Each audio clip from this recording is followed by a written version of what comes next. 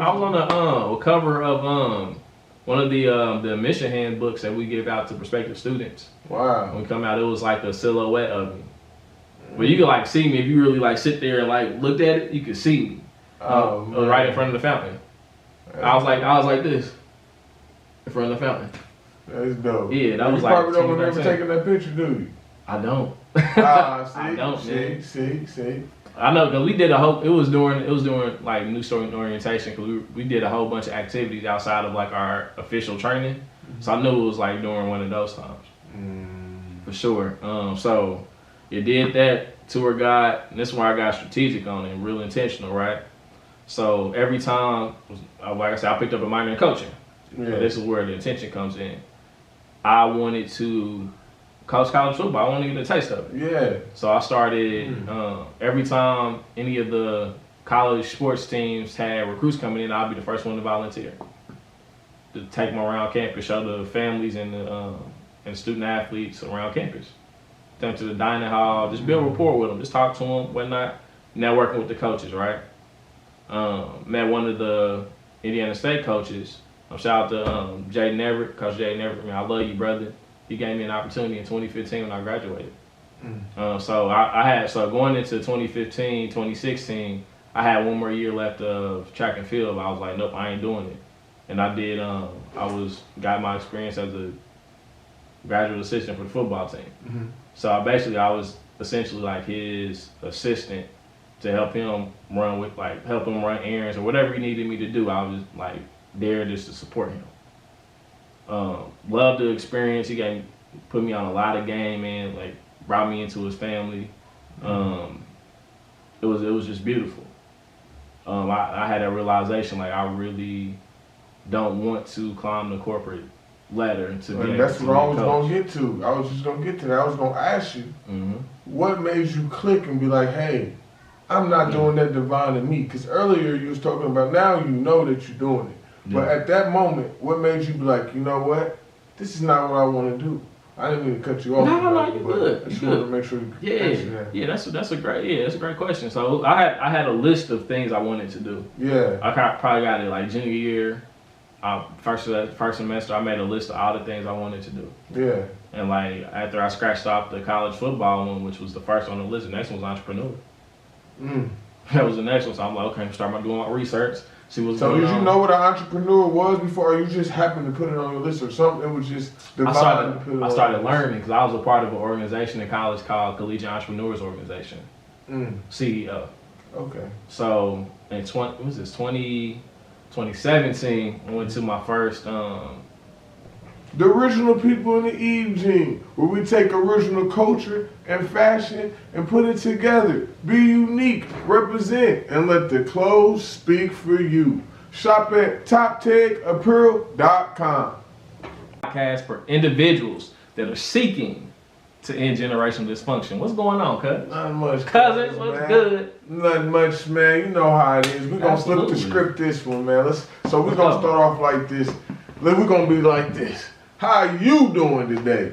Man, I'm doing well, man. A lot of things are taking shape in my life, personally, professionally.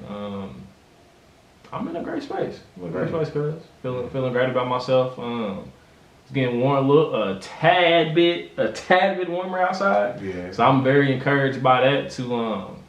I want to get outside and work out. I ain't really like into the gym like that after my whole college days and working out pretty much every day. I'm good. So I want to be outside in nature, man, getting right. So that's what I'm on, doing calisthenics type stuff. So getting back into the habit of that, moving my body, man. So yeah, just want to be functional and not be dysfunctional. You feel me? Yeah, I like that. Not being dysfunctional, because that's what this is about. Absolutely. How you feeling? Breaking those generational curses. How you feeling? Man, I'm feeling wonderful, man. I'm feeling laid back, feeling good, man.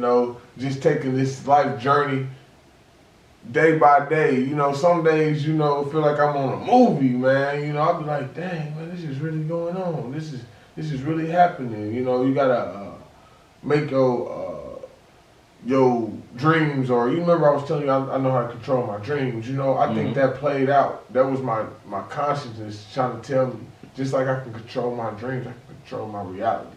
So, you know, working on stuff like that, you know, so I'm feeling me, cuz understanding the crypto message that myself sends and the crypto message that I get from others, you know, because we all here as metaphoric. Believe it or not, everything is metaphoric, you know, just like water, you know, water represented vibrations. Think about it. Any type of vibration around water, what does water do? React. You know what I mean? So, you know, just looking at life more metaphorically and spiritually and see why it's there. That's how I'm feeling, cuz, you know. But anyway, man, enough about me. Enough said. We gonna do this right, man. See, it's the springtime, so you know, first thing we was wanting to do around this time is, you know, we running this YouTube. Well, we're not even just gonna be on YouTube. We running this podcast. Let me get it right. We running this podcast like nature. Say it with your text. Yes, we running this podcast like nature. You know, we respecting this nature. So around this time, we gonna be interviewing people, and I was thinking like, what's better than interviewing my big cuz? Who would you mean? He the best person I can interview. He the best person I know, man. He too nice, man. He too nice. Yeah, you know what I mean? It's my big cousin, man. It's our show. Why would we not interview, you know, the host, man? I'm just here being. So we want to thank you for being here, man. You know, gratitude. We appreciate you, man. You know, everybody at the Lead Your Lineage podcast team. For real, man. The team of us. The team of us, man. That's how it is, man. That's Absolutely. how it is. Family is family business. Yeah, for sure. For real, for sure. man. So, man, so first thing, you know, I like to ask my people is, this journey of life, it's always something that keeps you going, because it's a lot of walls we hit. It's a lot of potholes we hit and flatten our tires, and we have to still keep driving. It's a lot of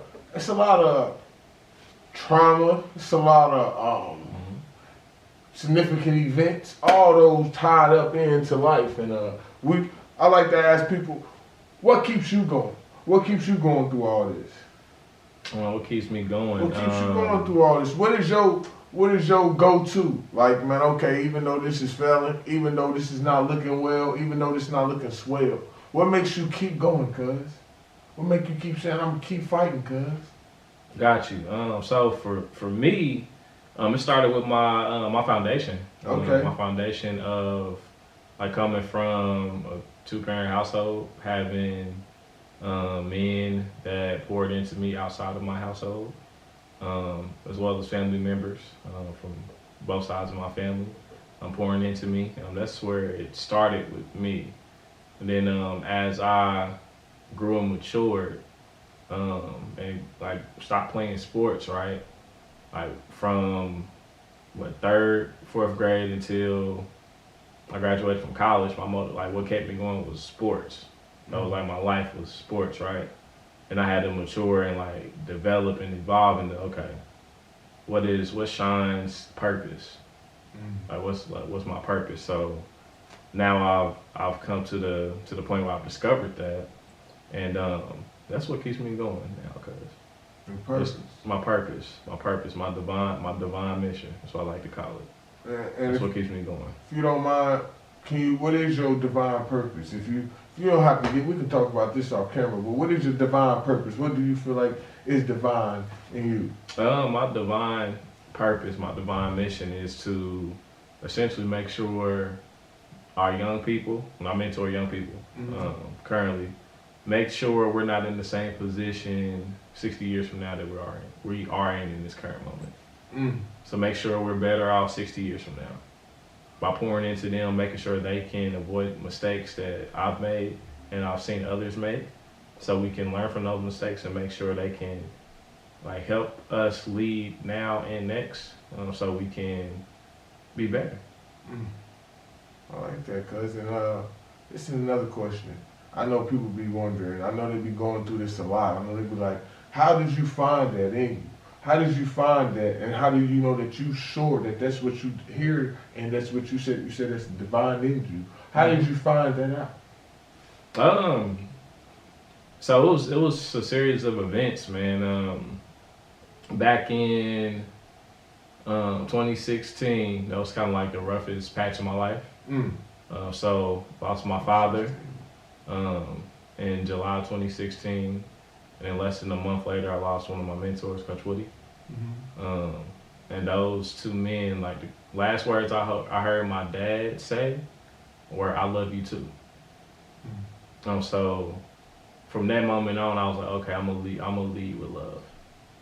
It may not be received the best way, but I need to grow in my communication in terms of communicating with different people. So I'm very like straight and like straightforward to the point type of communicator. I know, and I'm currently evolving throughout that, correcting that as we speak. But that was one that helped me find that within me, is to lead with love. And then one of the conversations I had with Coach Woody earlier in 2016, he said get involved. I went to go pull up on him at when he was coaching football at Arlington High School, and he said get involved.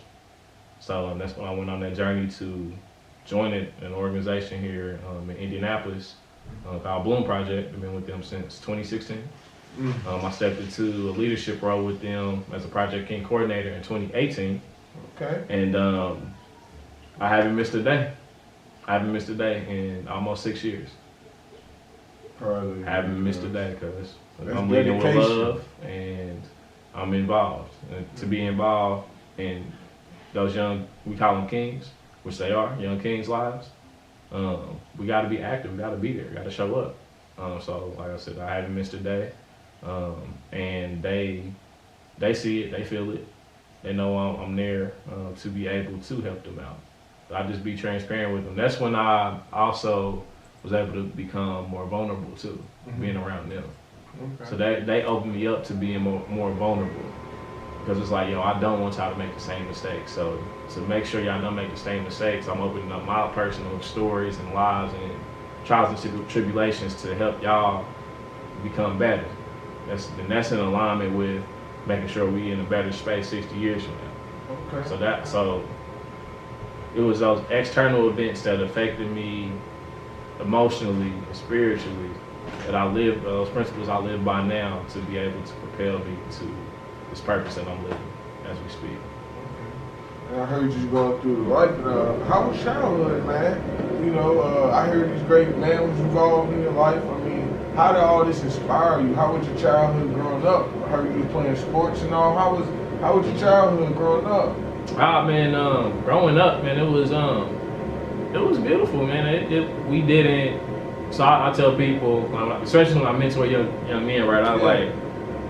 I'm from the hood, but I'm not from the streets. You know what I'm saying? Say that again, cuz. I'm from the hood, but I'm not from the streets. I like that.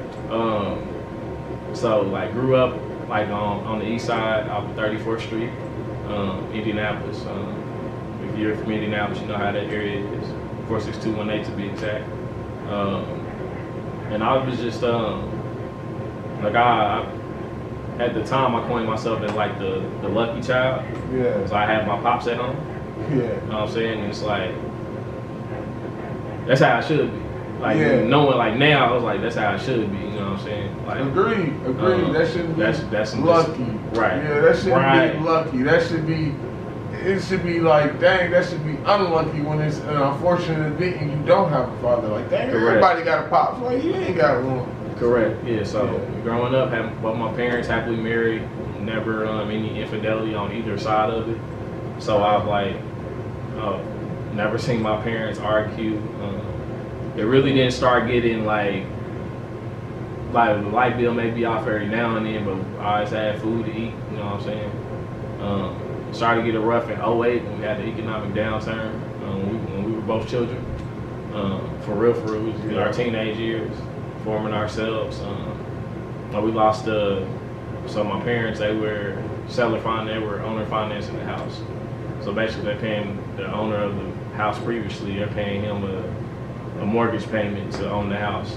They defunded all those payments and the bank came in and took the property. So they had to foreclose and file for bankruptcy and all that. So lost the house, and that was kind of like now we gotta. When we were able to go get a house to rent, but it was like it didn't hit. Now it's hitting me like, damn, okay, like that could have been avoided if we would just knew something different, or communicated better. But that's a different conversation.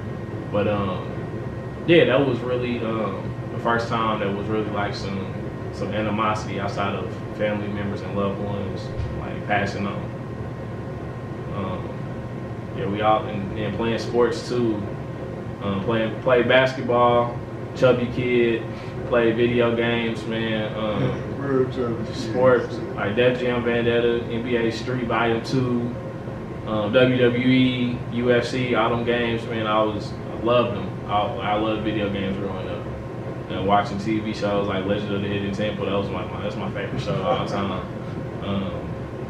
So yeah, I was like I said, I'm from the hood, but not from the streets, man. I was really like, and grew up as an only child too. I have an older brother. We're 15, 16 years apart. So we didn't grow up in a household together. So I grew up as an only child in the household. So I really was like, didn't have to share with nobody for real. Yeah. And now like, as like I'm maturing and growing into manhood, it's like, okay, you got a life partner in your life. You got to share some things. You got to consider things. You got to accommodate different things of that nature. So that's a whole another learning process in itself as well. But yeah, I didn't wasn't like affluent, but we very seldomly struggled. So it wasn't like a big struggle growing up, you know what I'm saying? So that was my childhood. It was simple. It was simple. Simple, but it's your life, cuz. Absolutely. You feel me? Ain't nothing simple about your life, cause look where you at now, man. That's real You know what I gratitude. mean? For real, cuz. And you, how was your teenage years going up to your adulthood? Like, what, Okay. how did you get here, man? What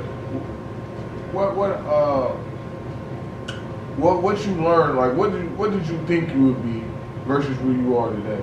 Now let me share this story, man. Yeah. So this was like, so I went to Indianapolis Public Schools for elementary, middle school, and high school.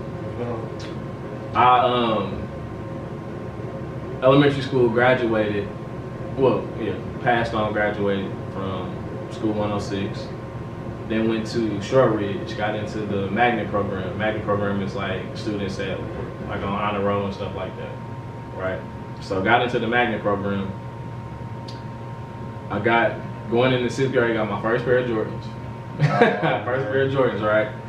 Going to Short Ridge, started being influenced and kind of hanging out with the wrong crowd. Like I had all the quote unquote smart classes, right? So I kept my grades were decent, right? So I got suspended twice. Me getting suspended twice, I got kicked out the program. That don't sound like you, cuz. I got kicked out the program. So technically, I got expelled from the school. I got kicked out of the school. So if I can kick out the program, technically I'm being kicked out of the school because I'm not a part of the general population, so I don't qualify for a specific program. Mm-hmm. But after considerations, they let me back in the school because of my test score. Mm-hmm. My test scores and my grades. So I was like, okay. I went back to Short Ridge 7th grade year.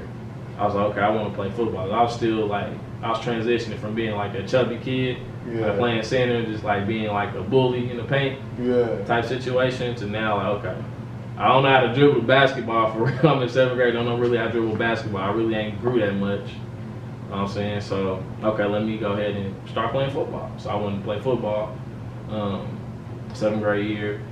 And the head football coach was also the head track and field coach, which I love. Looking back on it, that's where I got my discipline from. Was those formative years, 7th, 8th grade. I had to do track and field to get into do the football team. It just had to play a sport in the spring to play the sport and play football specifically in the fall. So did that, loved it. I fell in love. That's when I started falling in love with track and field. Ended up doing that in college. With those teenage years, man, it was a lot of self-discovery. A lot of like, okay, hanging out with this type of person. This ain't gonna get me nowhere but kicked out of school. So I'm cool off that. Okay, I want to play sports for real. Let me go ahead and focus on that. So did that. So everything that I was doing I didn't see it at the time. It was intentional.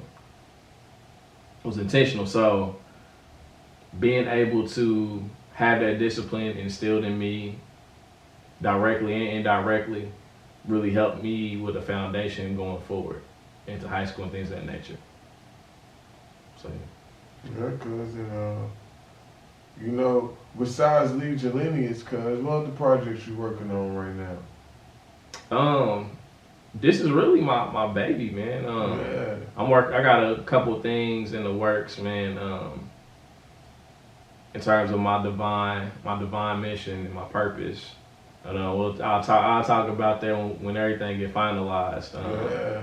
That's really that's like a legacy play type situation. So be on the lookout for future episodes. I will let that cat out the bag once everything's finalized.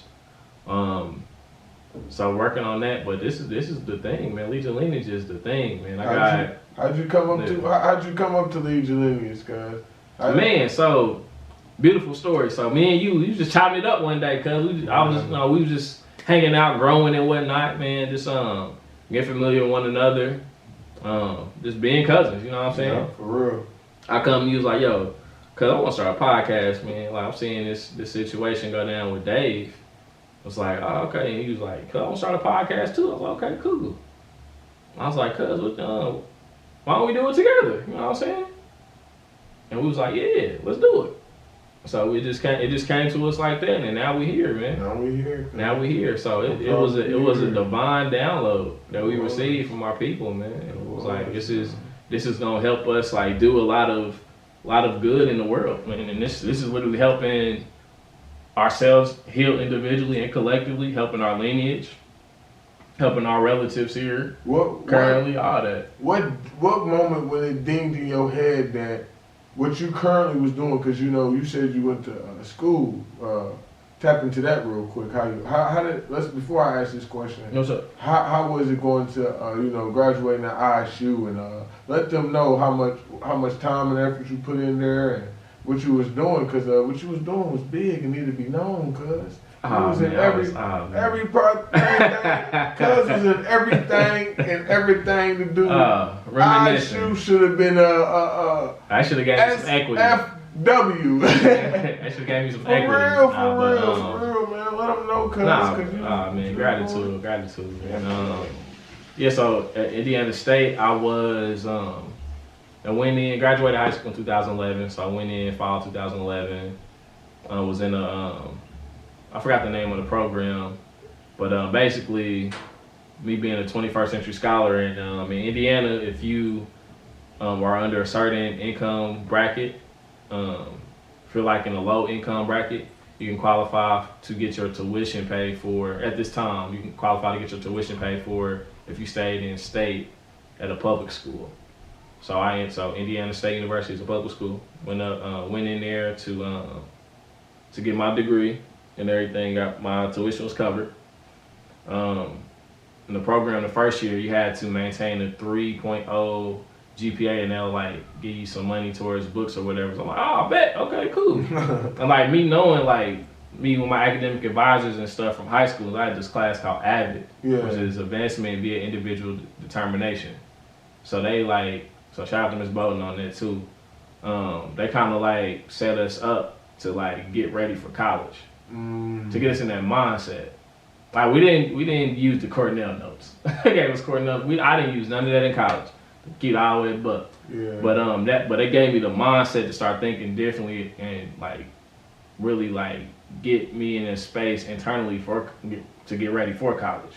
So had that program. I think my cumulative GPA for my entire freshman year was a 3.12, right? So did that, everything was good. Wasn't able to be a part of the track and field team at Indiana State that first year because I was like deemed academically ineligible from the NCAA clearinghouse, which was weird, but it's all good. It worked out for us best. That was my best academic year because I was just focused on academics. Then sophomore year came, and one of my professors that semester, he was a new professor on campus. He was like, if you after the first 4 semesters, you really get a hold of it. But he said that in my third semester, and my third semester was first semester sophomore year, and that was my worst academic year. I think I had like a 1.8 or something like that. Oh, So that dropped my GPA like stupid low. So I had to climb back out, and that was just like, okay, I got it figured out. I think I know it all now. I got it figured out. I can do this. Boom, boom. It's like off here. But I was like attempting to gamify the system without like really knowing everything that goes into it. So okay, I can't continue doing this, and I started being a student athlete as well too. I was like, okay, I can't keep doing this. So then I was like, okay, met with my academic advisor. I want to be a sports agent. Mm-hmm. He was like, yup, you're going to have to go to law school. I'm like, nope, I'm good. I chopped it up. I'm good. Not no law school. Not no law school. So went to switched it up. I'm like, okay, we're gonna go into coaching. Picked up a minor in coaching. So I think that second semester, sophomore year, I ended up interviewing to be a tour guide. Yeah. No. I ended up being interviewing to be a orientation leader for the incoming freshmen that are coming in the summer. So did that, got the job, and I'll tell you that was the most fun. That was the best job I ever had, being a student orientation leader. So it's called New Student Orientation. That was the best job I ever had. Loved it. Loved every single moment of it. That really like helped me grow into the person I am today in terms of like getting exposure to different types of people and like really expressing myself and like getting into like the personality that I have today. Because there was so many different dynamics within it. I had to come at different angles. Absolutely, because you had to communicate with so many different people from so many different backgrounds. So I learned a lot from that experience. So some after that summer, they hired some of the staff members into the Office of Admissions to be tour guides. Yeah. Became the best tour guide in America, hands down. Can't nobody tell me nothing because best tour guide in America. I was like, man, dang, why didn't let my cousin tour me, man? Let my cousin, man. Let my cousin Nah, man. tour me, man. I thoroughly enjoyed that, and I actually had some of those videos too on my Instagram page. So if y'all want to stalk me and go back, it's on there still just to show the journey. If you go to ISU, if you go to I know they probably still got some pictures of you. Absolutely. I was on the cover of one of the admission handbooks that we give out to prospective students. Wow. When we come out, it was like a silhouette of me. But you could like see me if you really like sit there and like looked at it. You could see me right in front of the fountain. I was like this in front of the fountain. That's dope. Yeah, that was you like. You probably don't remember taking that picture, do you? I don't. See, I don't, man. See. I know, because we did a whole. It was during like New Student Orientation, because we did a whole bunch of activities outside of like our official training. So I knew it was like during one of those times. For sure. So you did that tour guide, and this is where I got strategic on it, and real intentional, right? So every time, like I said, I picked up a minor in coaching. Yeah. So this is where the intention comes in. I wanted to coach college football. I wanted to get a taste of it. Yeah. So I started, every time any of the college sports teams had recruits coming in, I'd be the first one to volunteer. To take them around campus, show the families and the student athletes around campus. Them to the dining hall, just build rapport with them, just talk to them, whatnot. Networking with the coaches, right? Met one of the Indiana State coaches. Shout out to Jay Neverett, Coach Jay Neverett. Man, I love you, brother. He gave me an opportunity in 2015 when I graduated. So going into 2015, 2016, I had one more year left of track and field. I was like, nope, I ain't doing it. And I did. Got my experience as a graduate assistant for the football team. So I was essentially like his assistant to help him run errands or whatever he needed me to do. I was like there just to support him. Loved the experience. He put me on a lot of game, man. Like brought me into his family. It was just beautiful.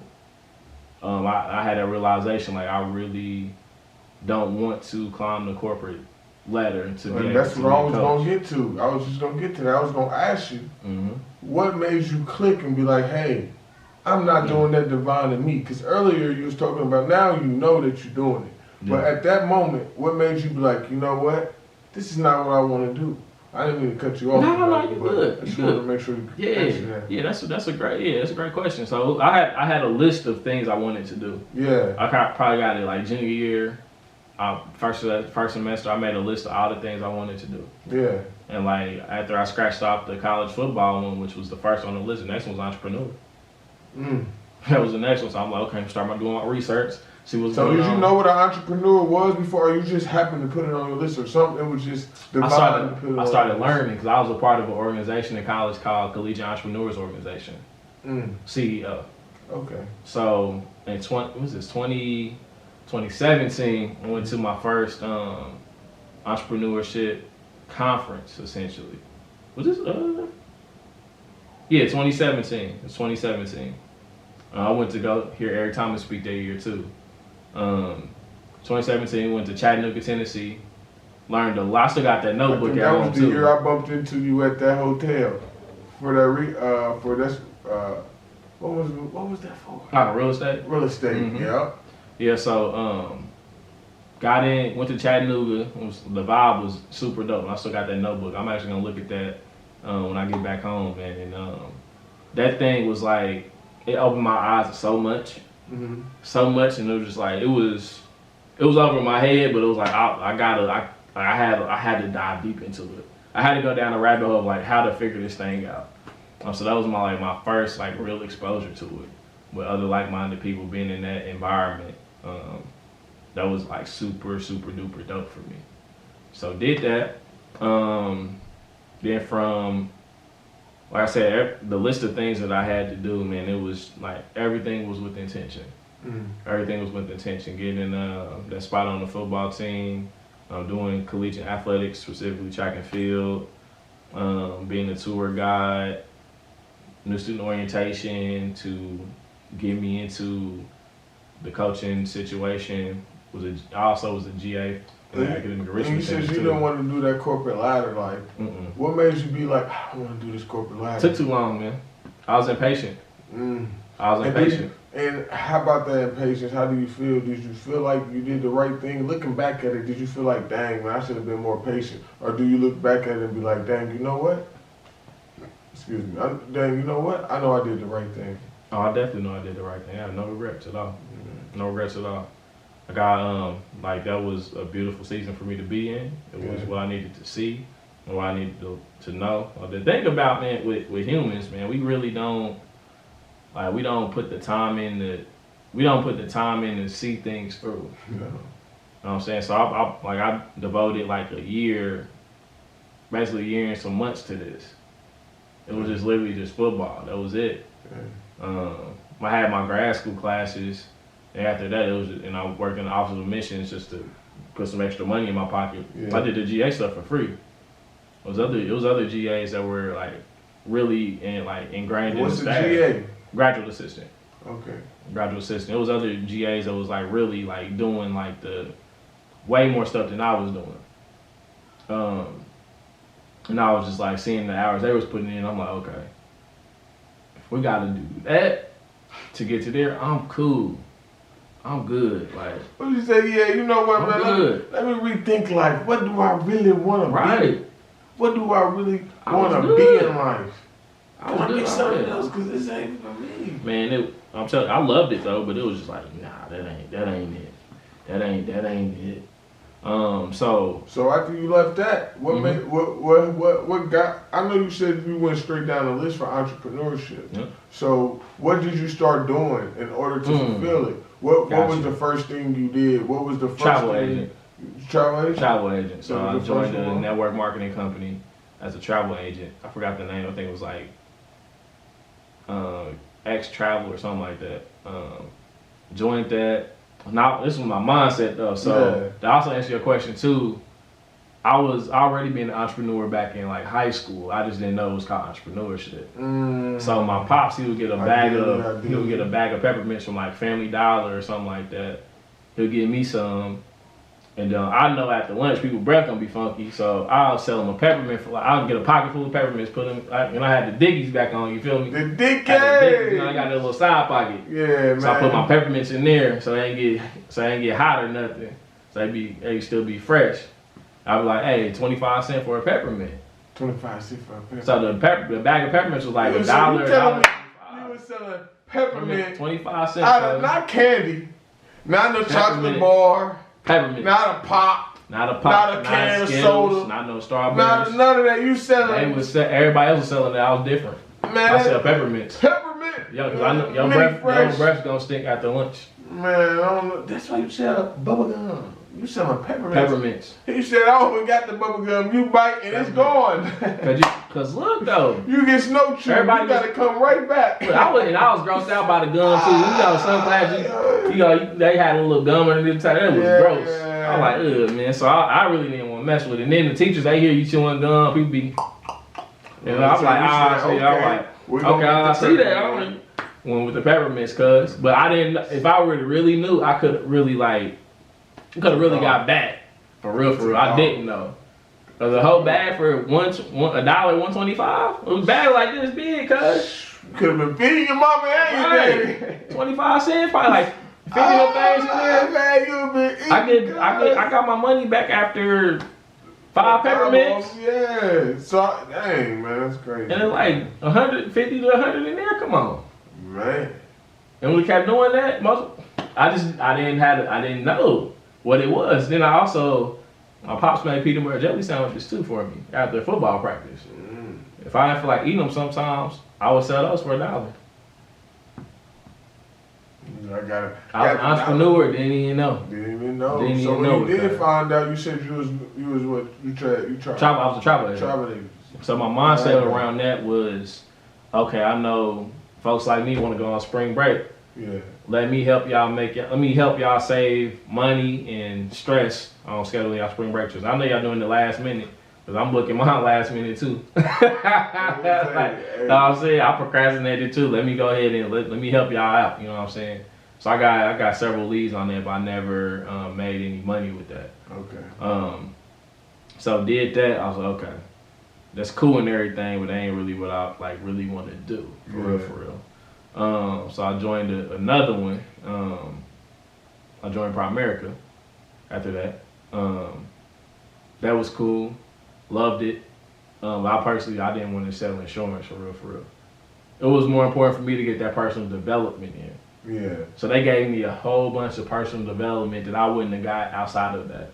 So shout out to Primerica for that. I appreciate y'all for that for sure. For a reason. Yeah. So that company really gave me a lot of personal development, a lot of shout out to K Farlow and Andre Ho too. Y'all really set the bar for that. Shout out to y'all. They was really heavy on personal development, and that helped me unlearn and relearn some things. So being able to do that, I became a completely different person. What you mean? How I process things and really tapping into my superpowers. Really leaning into okay, I'm a creative person. I'm very analytical. I'm also results driven too. So I'll think about something. I see the issues with it. I'm like, okay. You said you're a spiritual person? I'm a spiritual person too, analytical. Analytical. Yeah, analytical.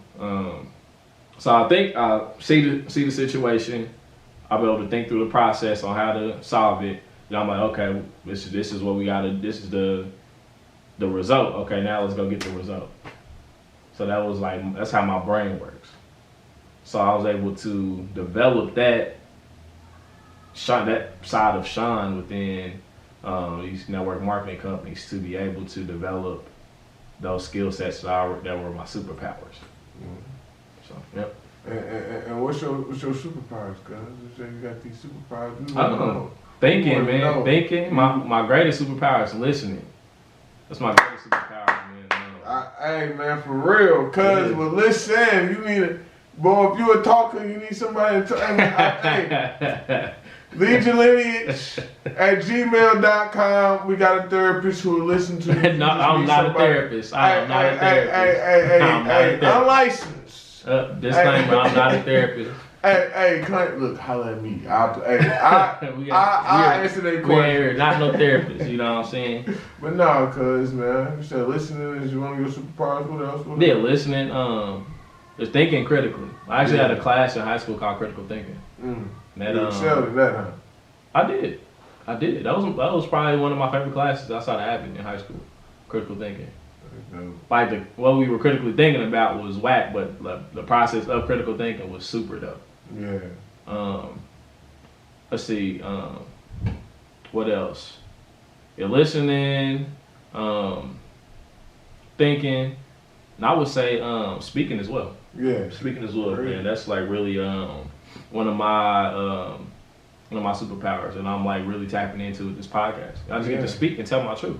And be myself. And I'm with my cousin too. For real. I can't beat that. And you know, before we wrap it up, cuz man, I just want to let them know, man, how many speeches my big cousin spoke on a lot of different platforms, man. Put your resume out there, man. Let these people know who you is, man. Man, it's so much, man. I appreciate you for the flowers, man. For real, man. So hey, look, cuz this ain't only for flowers. This is for sponsorship, cuz. Absolutely. Gotta let them know who big cuz is. Yeah, so in college, I spoke a lot of times with new student orientation. Yeah. I would speak to a lot of, so every time we have a new student group come in, they would literally be my responsibility for a new student orientation. For the day and a half new student orientation we had, it would be my responsibility. So I would literally sit them down in like a circle. We all sit in a circle and we just like chop it up about life. So like in Indiana State, there's something called Real Trees.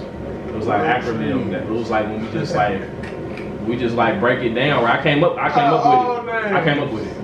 Cause the sycamore tree. Right. It's like, but this is what it says. It's like real trees. So talking real expectations, experiences, and I forgot what the S was. Yeah, I definitely know he came up with that. That's Sean. I came up with the acronym, cuz. I believe you, cuz. Yeah, I don't know if they still use it today though, but situations. Man, you talking know what real. You would be getting paid, cuz you would have to get that copyright. Look, y'all I know, right? Y'all don't have to pay. I know, man. Hey, they can have that one. I'm abundant with IP now. I'm abundant with it. The new you now would be like, hold on, let's sign some paperwork. I'm not gonna check that out, cuz. Hey, I got proof. I got proof. But talking real expectations, experiences, and situations. Yeah. And they was feeling it, man. So they put that on the program. We was running with it. So that was the opportunity to speak. And also, when I was in grad school, I created something called the Sycamore Success Series. Yeah. So it was basically a platform for our graduate students to pour into our undergraduate students. So I spoke at the majority of them. We had some other grad students from around campus come in and speak as well. We did that like every Tuesday at like 6 or 7, and I just like pour into them all the stuff I'm getting from these network marketing companies. I'll just give it to them. It's like this stuff I'm implementing in my life to develop me as a human, as a man, and like I would just pour into them. They were extremely grateful for that. Like had some stacks and everything. We just chop it up. Pour into them and chop it up. And also, when after I got out of grad school and worked on campus as an admissions counselor full time, I spoke at I was the keynote speaker at our Black Graduatory celebration for the winter graduates. I was the keynote speaker for that, so I'm extremely proud of that as well. And I've spoken many times at Bloom Project, the organization I've been with for almost 6 years now. So I've done a lot, man. So and I don't have the visual receipts, but I can go call people and they'll vouch for it. Yeah, we did a speech, little speech. We did speak at Him by Her. Yeah. And because that was our first one, that wasn't our last one. The last one. You know, I didn't remember. We didn't have a podcast yet. We didn't have a podcast yet. Are you serious? We did. No. We didn't even we were talking have about a podcast yet. We were in the development phase of it. Yeah. Wow. Yeah. See how time flies, cuz? Because we would have definitely said something about it.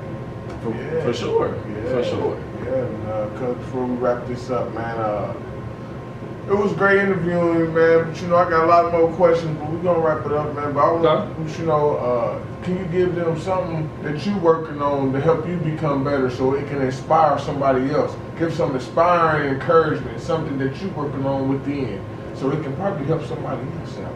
That's what Absolutely. Yeah, I appreciate you for giving me the opportunity to do that. And gratitude to you. One thing that is really helping me is getting my internal world right, in terms of getting that right so I can exude all of this abundance externally. So how I look at wealth is the accumulation of abundance in all areas of life, not just money.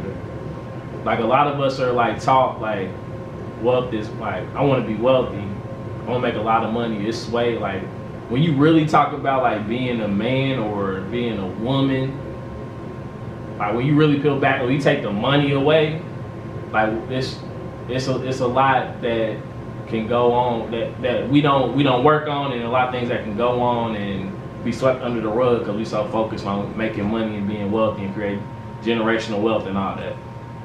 But you got to accumulate this abundance in all areas of life, not just financially, like physically, spiritually, emotionally, mentally. You want to get all these things in alignment so we can thrive and get out of survival mode. Because you can dive deep into the depths of survival mode when you in the process of building generational wealth. We're both in it right now. But we also had that realization early on too. It's like, yo, it's way bigger than just making some money. Way bigger. Which is taught to us because we've been deprived of that for so long.